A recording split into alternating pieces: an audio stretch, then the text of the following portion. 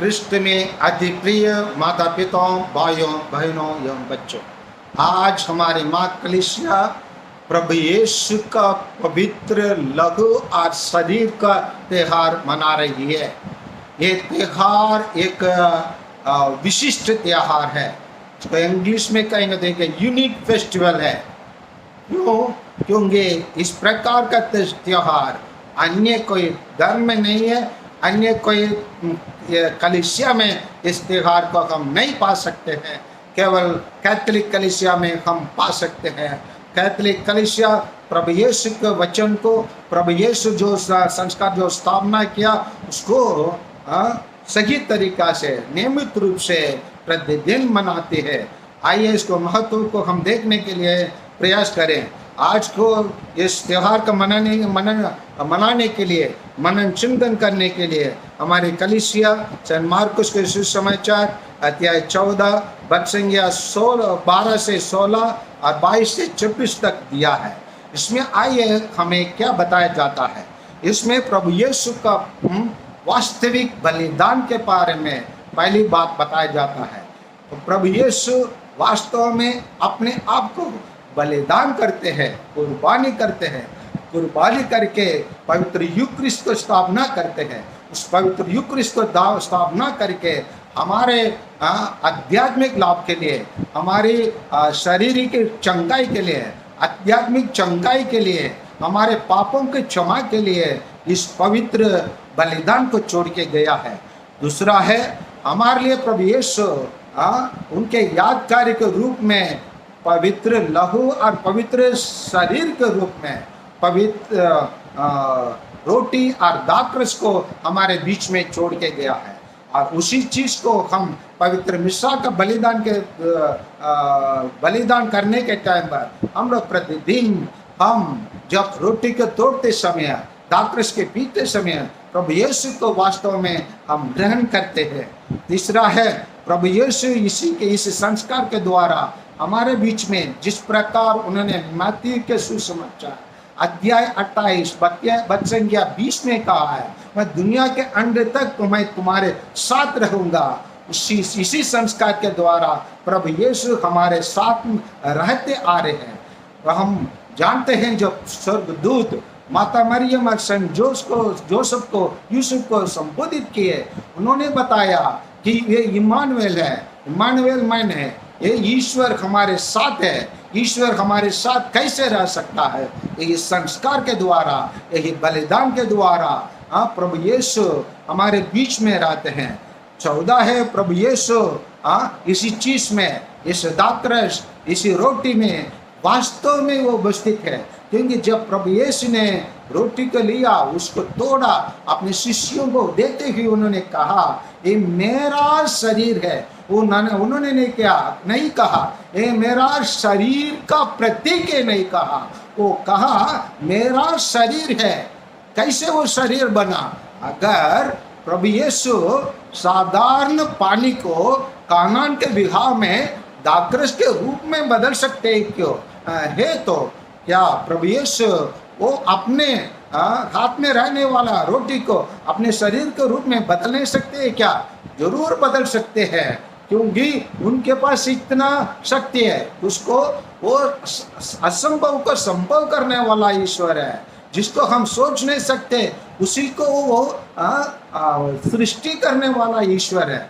इसीलिए वो हमारे बीच में उपस्थित रहते हैं। पांचवा है और उनका बलिदान के द्वारा हमें पुराने बलिदान के समान हमको भेड़ बकरियों और बैलों को चराने के लिए कोई जरूरत नहीं है। अभी हम केवल प्रभु यीशु को ही चढ़ाते हैं प्रतिदिन मिसा बलिदान चढ़ाने के टाइम पर। जिस दिन प्रभु यीशु ने पवित्र संस्कार का स्थापना किया, उसी दिन से आज तक हम लोग उसके यादगारी में करते रहते हैं। उदाहरण के लिए हम लोग 6 बजे हम लोग उसका मिसा बलिदान का वेलागनी में चालू कर सकते हैं। 7 बजे को उसी मिसा बलिदान बामे में चलेंगे।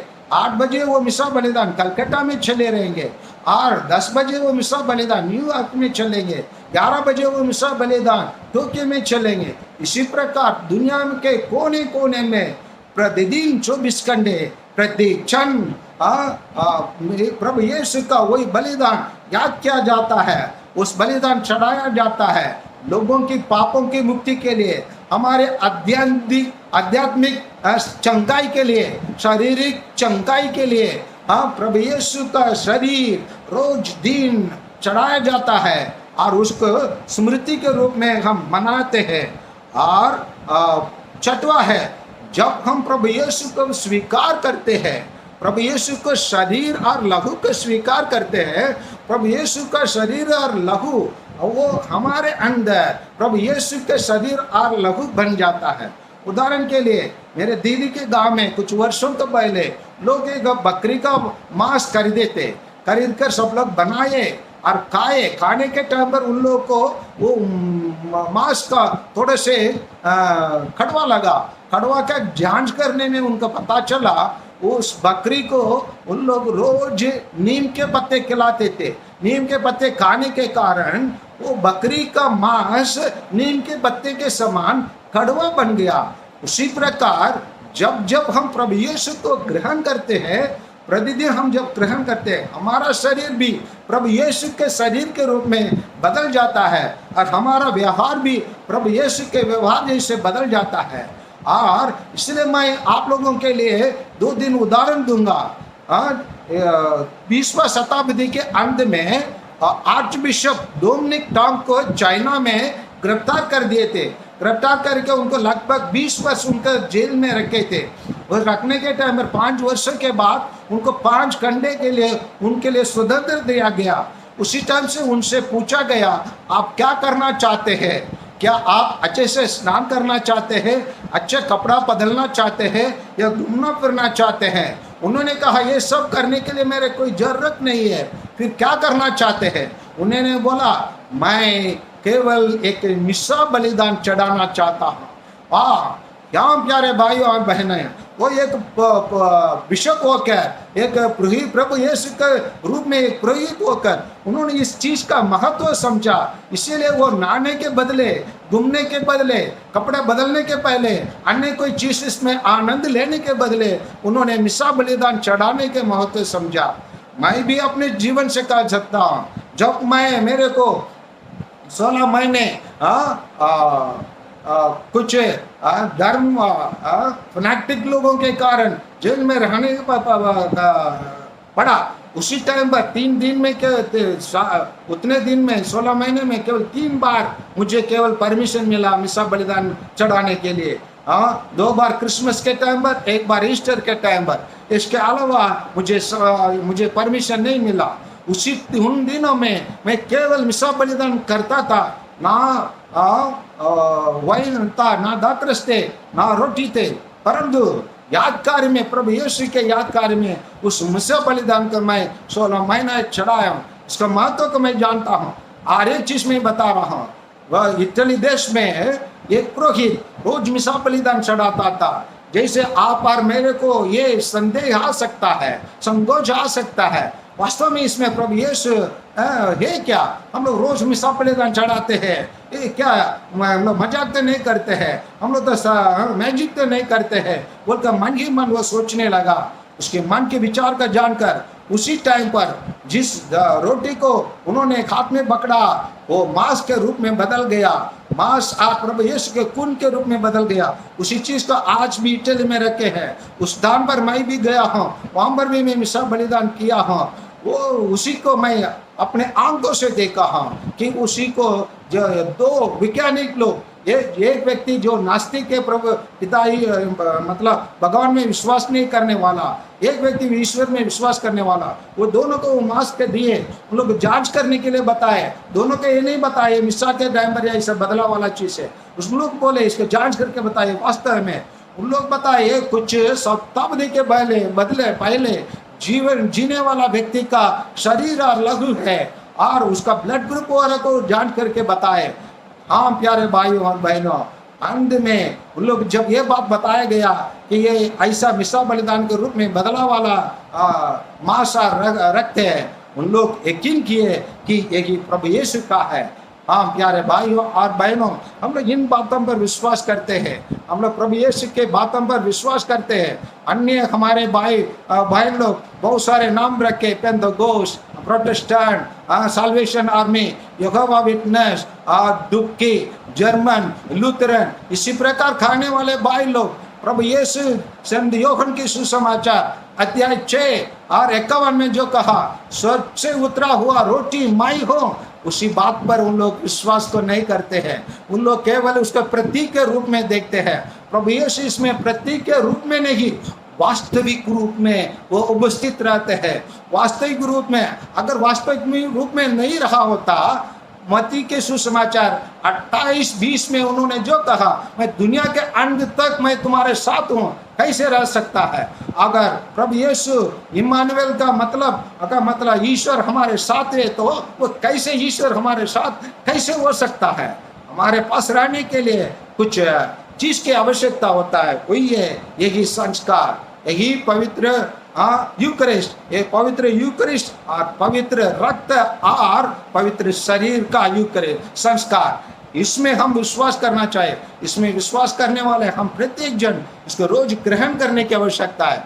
जब जब हम प्रभु यीशु को ग्रहण करते हैं, तब तब हम प्रभु यीशु के समान बनते हैं। इसी को हम ग्रहण करके प्रभु यीशु के शक्तियों का ग्रहण करते हैं, पवित्र आत्मा की कृपाओं को, पवित्र आत्मा के वरदान को हम पाते हैं। जब हम प्रभु यीशु के वरदान को हम पाते हैं, कृपा को पाते हैं, और ईश्वर प्रभु यीशु को हम दाखरसा रोटी के रूप में ग्रहण करते हैं, हम उनके समान बनकर उनके समान कार्य करते हैं। उनके समान कार्य कैसे करेंगे? जब अन्याय होता है, अन्याय के विरुद्ध हम आवाज उठाएंगे। जब हम लोगों को देखते हैं कष्ट में हैं, उनके साथ हम कष्ट में से बाहर निकालने के लिए उनको मदद करते हैं। प्रभु यीशु जैसे अपने जीवन में जाते हुए अपने जीवन में हर प्रकार जहाँ जहाँ जाते थे, भलाई करते हुए जाते थे, और अशुद्ध आत्मा को निकालते थे, और लोगों को चंगा करते थे, सुसमाचार का प्रचार करते थे, और संदेश देते थे, बंदियों को रिहा का संदेश, और जो पाप में जीने वालों का मुक्ति का संदेश। इसी प्रकार कार्य करने के लिए यही यूक्रिस्ट हमें शक्ति प्रदान करता है, हमें मार्ग दिखाता है, क्योंकि प्रभु यीशु स्वयं कहा है, मार्ग, सत्य और जीवन मैं हूं।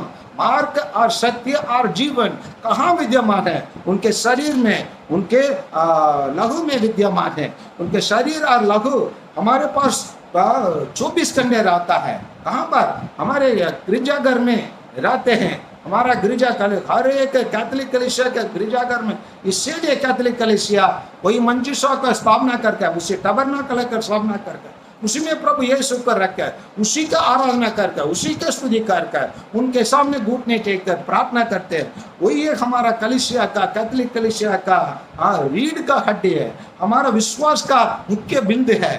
इसीलिए आइए कि कृष्ण में अधिप्रिय भाइयों और बहनों, हम लोग प्रभु यीशु को इस त्याग के द्वारा उसके पाला वास्तविक बलिदान को हम विश्वास करें। और दूसरा है, हमारे बीच में प्रभु यीशु दाखरसा रोटी के रूप में हमारे बीच में विद्यमान है।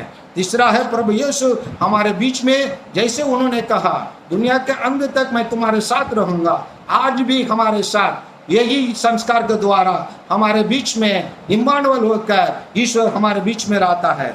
14 है, वो जिस प्रकार उन्होंने आदेश दिया है, उसी आदेश को हम कैथोलिक कलीसिया पालन करके प्रतिदिन प्रतिक्षण उसका यूक्रिस्ट का त्योहार, मिसा बलिदान दुनिया के कोने कोने में, अभी भी मैं उपदेश देने के टाइम पर कहीं ना कहीं कलीसिया में, दुनिया में इस मिसा बलिदान अभी भी हो रहा है। और पांचवा, जब जब हम प्रभु यीशु को ग्रहण करते हैं, हम प्रभु यीशु जैसे बनते हैं, क्योंकि जिसको हम खाते हैं उसी चीज को हम बन जाते हैं। और सातवां है, जैसे मैंने उदाहरण दिया, आर्चबिशप डोमिनिक टैंग, जैसे उनको मौका मिला 5 घंटे का स्वतंत्र रहने के लिए, उन्होंने मिसा बलिदान करने का अवसर को पूरा लाभ उठाया।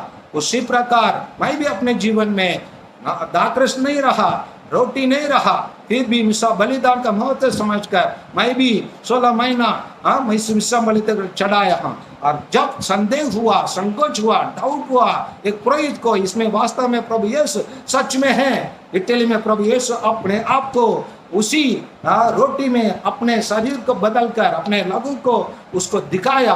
आज भी वही इटली में जाएंगे तो उसी जगह में हम लोग इसी को पूर्ण रूप से देख सकते हैं। आइए इस संस्कार के द्वारा प्रभु यीशु का पवित्र लहू और रक्त और शरीर के द्वारा हमारा प्रभु यीशु पवित्र यूक्रिस्ट में विद्यमान है, उसी को हम ग्रहण करें, अब उनके समान बने, क्योंकि प्रभु यीशु दुनिया के अंत तक हमारे साथ है।